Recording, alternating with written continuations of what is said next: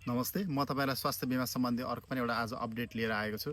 हामी सबै बिमित मान्छेहरू चाहिँ अस्पतालमा गएर केही ल्याब टेस्टहरू गर्दा ल्याब टेस्टका लागि चाहिने औषधिहरू बिमाबाट कभर गर्दैन भनेर हामीले तिराउने गरेको छ। त्यसरी मलाई अर्को पनि के अनुभव छ भन्दाखेरि चाहिँ हामी सर्जरी गर्दैछौँ भने त्यो सर्जरीको धेरै आइटमहरू त्यो गजहरू अनि क्यानुलाहरू के कभर गर्दैन, छुट्टै किन्नुपर्छ भनेर त्यसरी हामीले छुट्टै तिराउने गरिएको छ।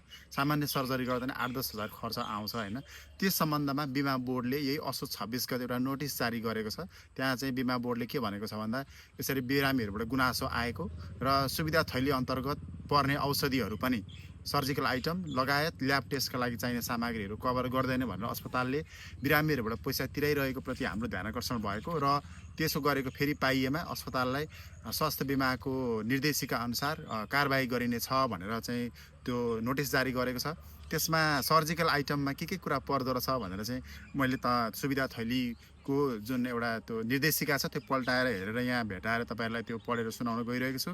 त्यस अन्तर्गत कभर हुने सर्जिकल आइटममा कभर हुने आइटमहरू चाहिँ syringe 3 ml, syringe 5 ml, 10 ml, IV cannula 16, 18, 20 देखि 26 गजसम्म लेखेको छ। त्यसको मलाई मेडिकल ठ्याक्कै मिनिङ थाहा भएन।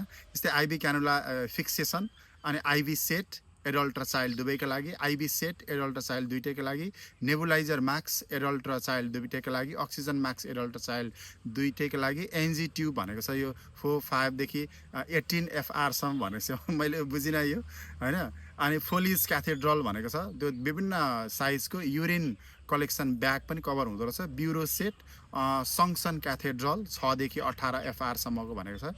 3 वे क्यानुला, न्याजल क्यानुला, इसिजी लिड अनि क्रेप ब्यान्डेज 4 र 6 इन्चको, पप 4 र 6 इन्चको, जिगज्याग कटन पनि कभर हुँदो रहेछ। अनि गज ब्यान्डेज 4 इन्च, 6 इन्च अनि त्यसरी कास्ट प्याडिङ 4 इन्च, 6 इन्चको पनि कभर हुँदो रहेछ। अब तपाईँलाई अस्पतालमा तपाईँ जाँदाखेरि चाहिँ सर्जरी गर्दाखेरि यो आइटम कभर हुँदैन, पैसै तिर्नुपर्छ भन्यो भने तपाईँले यो नोटिस पनि देखाउनु होला। म नोटिस पनि यहाँ हालिदिन्छु र यो सर्जिकल आइटमको लिस्ट पनि छ, यो पनि देखाउनु होला र आफ्नो अधिकार चाहिँ तपाईँले मागेर होइन आफ्नो अधिकारको लागि बोलेर लिनु होला।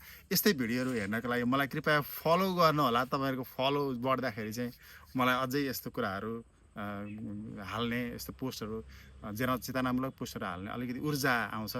धन्यवाद।